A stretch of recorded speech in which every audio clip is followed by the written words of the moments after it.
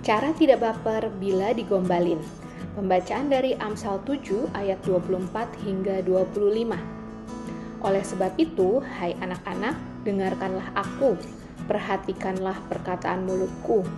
Janganlah hatimu membelok ke jalan-jalan perempuan itu, dan janganlah menyesatkan dirimu di jalan-jalannya. Khotbah dibawakan oleh Bapak Japi Jakob. Inilah kehidupan kreatif. Jadi kalau kita baca ini kan kita baca novel ya. Kita baca novel. Maksud novel yang apa namanya? Yang nggak benar, ya hanya untuk membangkitkan gairah kita aja. Seorang muda.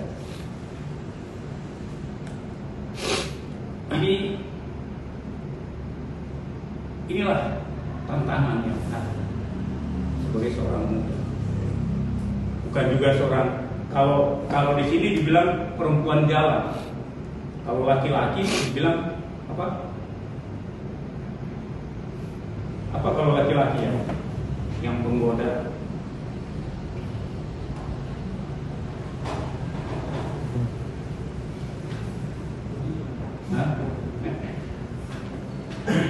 Gimana John? Laki-laki apa? Luis? Iya, kalau ini kan perempuan yang menggoda. Dibilang perempuan jalan, tidak ada seks. Laki-laki itu diulang ya. Oh, Ya. Igul. Igul. Bukan, igul belang. Kalau perempuan itu perempuan jalan. Jadi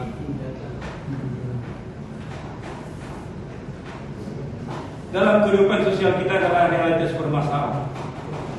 Karena dimanapun kita berada, ya pasti ada godaan. Karena manusia dan dunia kita sudah jatuh dalam itu. Dan kejahatan itu ada di dalam mana? Iblis itu ya. Iblis itu. Itu kita lihat dulu dosa ya.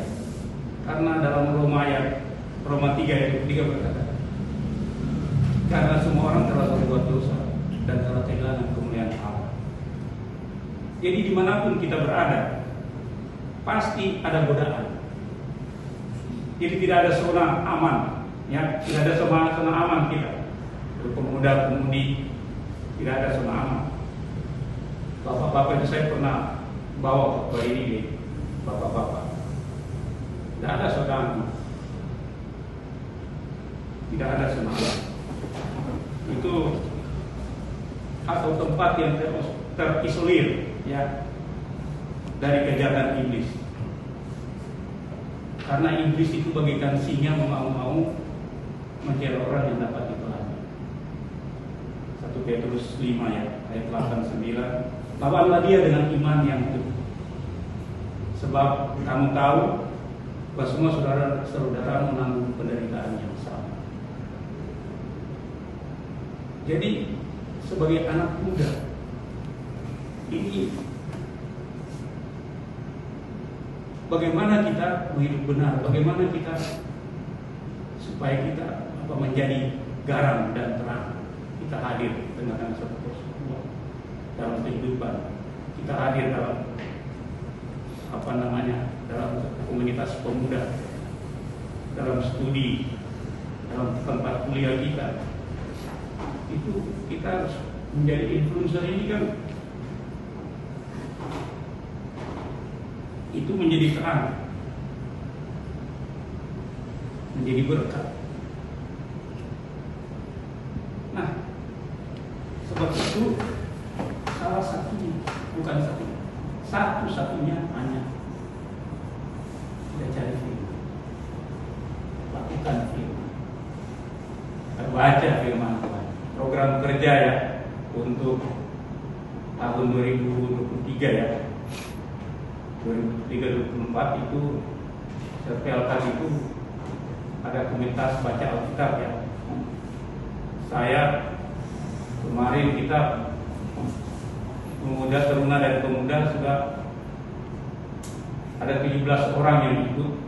Sampai saat ini tinggal saya sendiri. Mulai dari kitab Kejadian, sekarang kita sudah masuk ke Roma. Cuma saya tetap baca, saya tetap lapor. Yang cuma ini Kanona yang selalu yang selalu mengirim. Kanona aja yang selalu kirim. Kalau Luis Boy Armin sudah enggak lagi. Ada 17 orang termasuk saya, Teruna dan Ter. Tapi katanya sekarang sudah ada ya, udah buat baru lagi.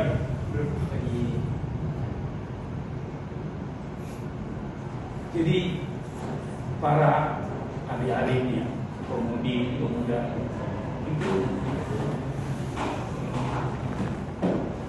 kita harus cari hikmah, karena hikmah itu menerima, ya.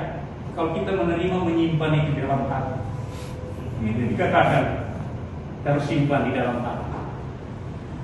Kalau kita berhikmat, maka hikmat itu ada di mana-mana ya.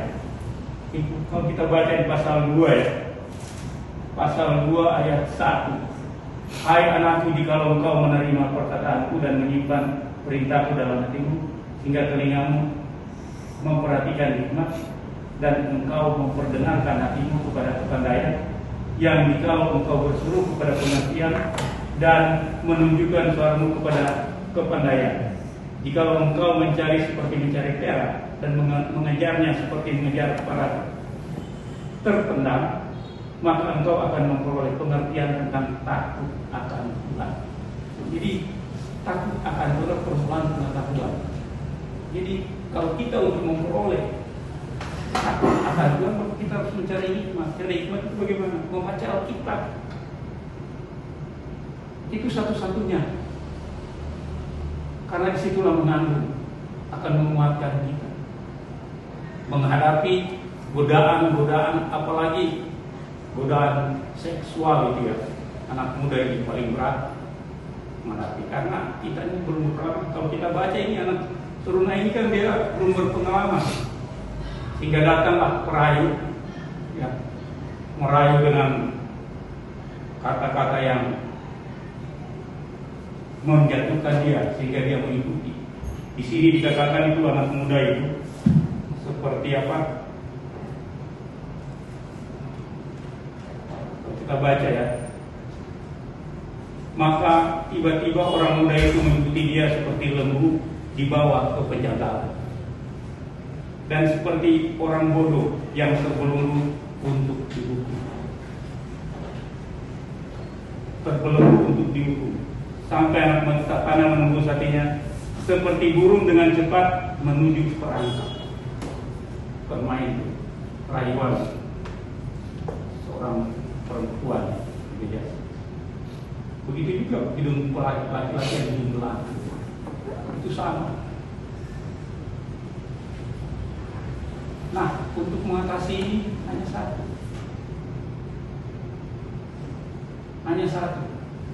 supaya kita menjadi hidup benar, supaya kita menjadi garam atau influencer ini, ya, kita pemberi pengaruh, ya, kita menjadi berpengaruh lah tindakan kita dalam kita di mana saja kita berada. Maka itu jangan lupa kita pegang firman Tuhan, karena firman Tuhan itu dan selalu mengingatkan kita. Coba salah satu orang muda baca Kejadian 39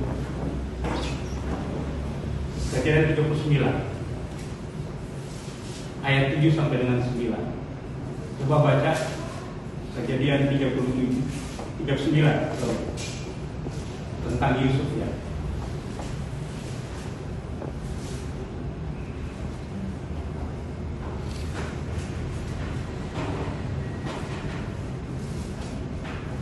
Sudah, saya dapat. Coba kalau sudah dapat berdiri, langsung baca ayat 7 sampai dengan 9.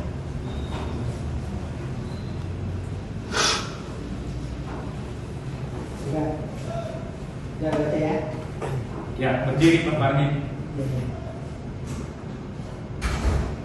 Selang beberapa waktu istri tuannya memandang Yusuf dengan berani. Lalu katanya, marilah sujud dengan aku.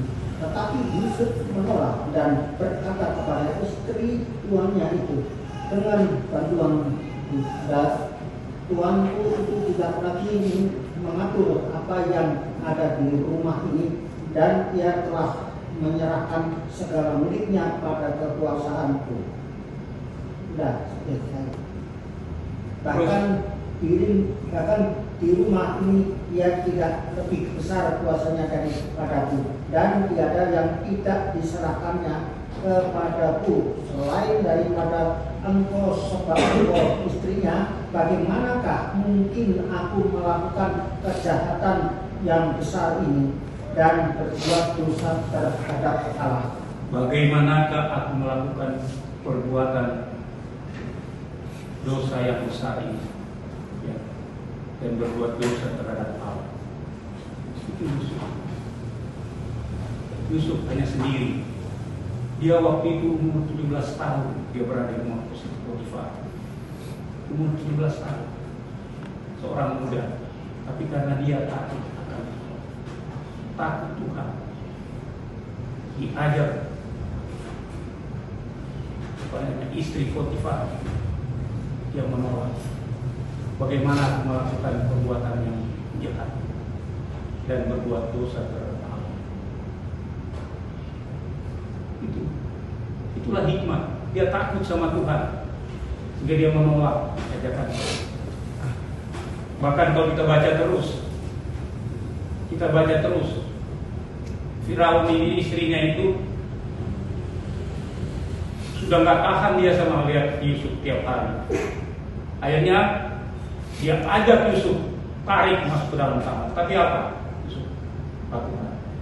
Dia lari keluar, dia meninggal. Dia lari, tapi kemejanya ditarik, dilepas. Jadi dia pegang sobekannya. Tapi akhirnya dia difitnah masuk penjara. Iya, itu orang yang takut akan Tuhan. Jadi bagaimana firman Tuhan itu jadi dasar. Jadi mari saya mengajar nih para pemuda. Saya seorang pelaut, ya. Pelaut itu terkenal dengan girls, ya, atau perempuan, kemudian wine, minuman, pemabuk, dan gambler. Itu di kapal. Dulu, kalau sekarang di laut ini sudah banyak aturannya sehingga orang tidak ada menuju. Tapi kalau masalah girls, kalau turun ke darat, mikir aja, dulu kan kita hanya masih muda. Kalau turun ke darat itu, mata kita kalau lihat yang rambut panjang itu. Tapi saya punya satu ayat yang selalu saya diingatkan saya. Amsal 4 ayat 25. Biarlah matamu memandang terus ke depan dan tatapan matamu tetap ke muka. Kalau kita sudah turun di pelabuhan, kita naik beca, apalagi di Cilacap itu, kalau kita udah lihat perempuan, kita matanya yang cakep itu kan, ini matanya. Tapi kita ingat terus, biarlah matamu memandang terus ke depan. Nah, itu sangat mempengaruhi kita. Firman Tuhan itu selalu mengingatkan kita. Karena kalau kita tetap lihat begini lama-lama kan, bang, stop bang, kita kejar. Nah itu yang ayat 25 katakan di sini. Jangan kita menyesatkan. Kalau pembacaan kita ini, teruna ini dia tidak berakal budi. Dia tidak berakal budi, dia diraih. Jadi orang kalau istilahnya belum ada isi lah, belum punya pengalaman. Tapi kalau kita sebagai pemuda-pemudi, kalau kita selalu membaca firman, kita simpan dalam hati, simpan dalam hati. Kalau sama bapak-bapak saya bilang hati-hati kalau kita, istilah kalau anak muda sekarang kan cuci mata ya.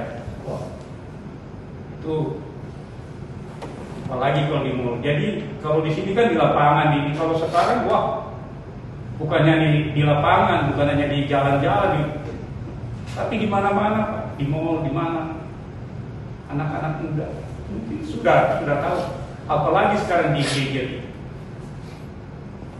Saya kalau sarankan sama anak-anak kalau baca Alkitab jangan pakai gadget, karena kalau kita baca firman Tuhan tiba-tiba ada masuk, ya kan, kita lihat udah gambar-gambar ini terpengaruh itu. Saya selalu kalau baca Alkitab saya selalu pakai ini Alkitab. Saya nggak mau kalau dari kalau kita baca firman Tuhan, karena pasti terpengaruh. Jadi satu-satunya hanya Tuhan. Nah, mari para pemuda-pemudi, kita sudah ulang tahun yang ke-73 ya. Kalau melihat secara fisik itu sudah tua sebenarnya. Seharusnya dalam ulang tahun yang ke-73 ini pemuda itu makin berkembang menjadi garam di tengah kehidupan. Situasi kondisi saat ini sangat berat. Saya melaut berat sekali. Kalau kita tidak menjadi firman Tuhan yang menjadi dasar dalam kehidupan kita, karena pengaruh besar kita bergaul dengan orang-orang yang bukan punya keinginan yang selalu keinginan daging, karena kita pelaut. Kalau turun sampai di pelabuhan pasti kita kemana-mana. Tujuannya bukan kemana-mana, ke tempat-tempat yang alami. Kalau kita terpengaruh, kita ikuti. Saya tuh kadang-kadang juga lemah, saya ikut. Walaupun tidak melakukan itu di hal yang demikian, tapi kita sudah terpengaruh. Berat tantangannya. Satunya hanya firman Tuhan. Ayat 25 di sini dikatakan ya,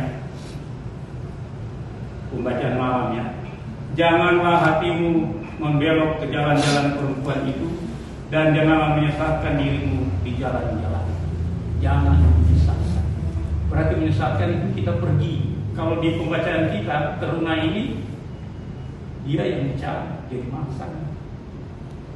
Nah, dia tidak berkebudi sehingga seperti kerbau dicucuk hidung, masuk perangkap.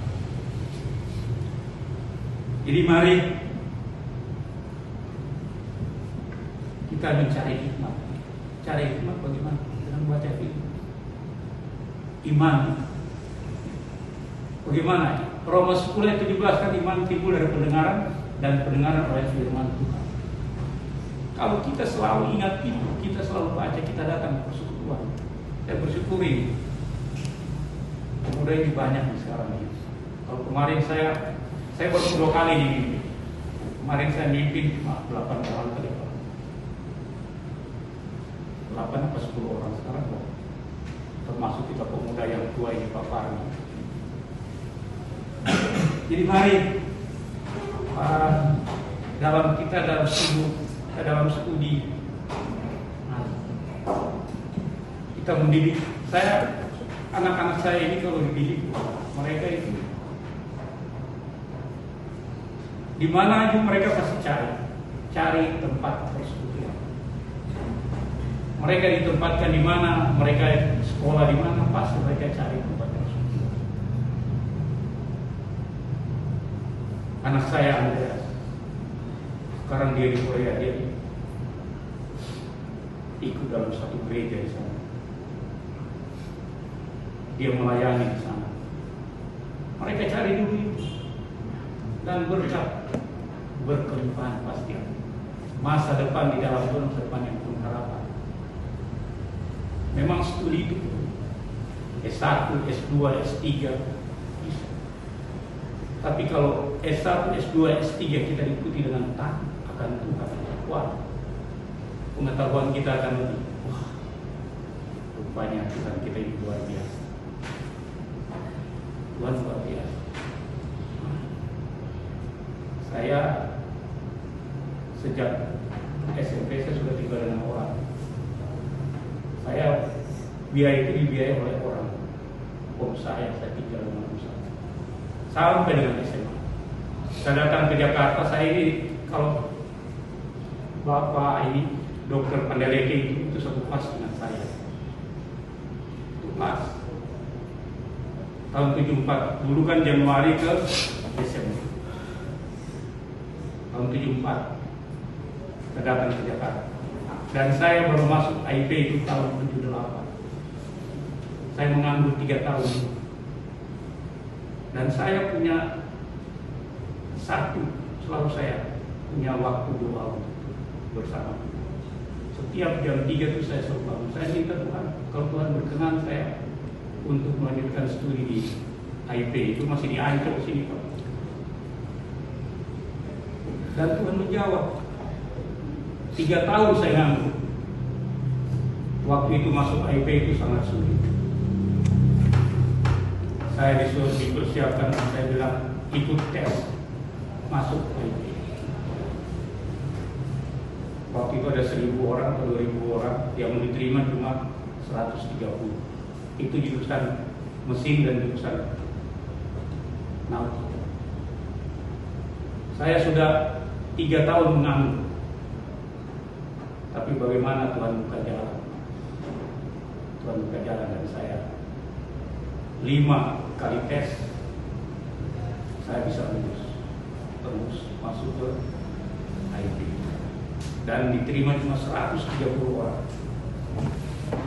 Itu dibagi 2, dek dan mesin.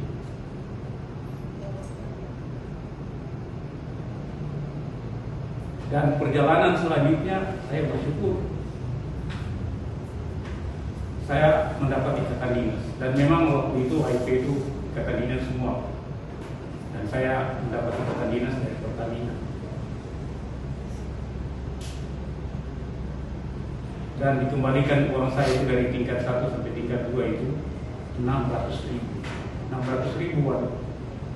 waktu itu bos hanya 50 perak, bukan 50 perak, bukan 5.000, 50 perak.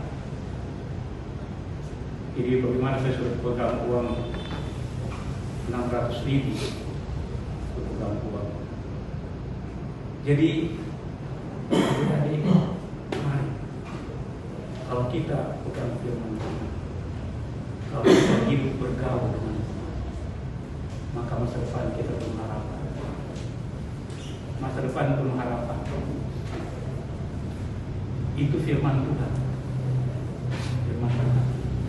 Sebab itu, marilah para pemudi-pemuda GPB Martin Luther tetap semangat. Tetap semangat untuk menjadi berkat, menjadi garam. Apalagi pemuda-pemudi ini kan merupakan pilar, ya, pilar untuk masa depan gereja Kristen Indonesia bagian Barat. Mari pegang firman. Selalu ada waktu untuk Tuhan. Saya selalu setiap pagi jam 4 pasti saya sudah bersama dan di dalam mengawali hidup. Sampai saya dimanapun saya, karena hanya dengan itu kita menghadapi segala tantangan. Kadang-kadang kita jatuh. Jatuh itu bukan jatuh kita malah jatuh dengan pikiran kita, dengan apa? Keinginan kita. Keinginan itu paling berat. Keinginan itu hanya bisa diatasi kalau kita selalu minta pertolongan. Keinginan daging seksual itu berat. Saya sampai berdoa sama Tuhan, Tuhan hilangkan nafsu seksual tadi. Hilangkan. Walaupun saya sebenarnya salah berdoa. Tak bisa, masa kita bilang Tuhan hilangkan, padahal itu anugerah dari Tuhan. Tapi kalau kita minta sama Tuhan, Tuhan tahu maksud kita. Tuhan. Dalam tantangan apapun, kita tetap berseru dan berserah. Baik dalam pendidikan, dalam pergaulan, dalam kita mencari pekerjaan, pasangan hidupku. Sampai sekarang saya berdoa sama anak-anak saya. Saya cuma minta supaya mereka mendapat pendamping hidup yang takut, yang sepandang dengan takut. Saya nggak minta macam-macam, saya cuma minta pendamping hidup yang takut yang sepandang dengan ini. Karena Tuhan itu segala-galanya. Tuhan itu, Dia tahu semua buah pinggang kita, Dia tahu. Nah, kalau kita tidak bersandar kepada kebenaran firman Tuhan, kalau kita tidak ada waktu bersama dengan Tuhan,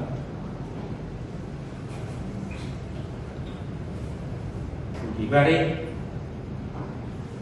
para pemuda-pemudi pegang firman, pegang firman. Kadang-kadang kita ada malas, ada yang, tapi kita tetap berjuang.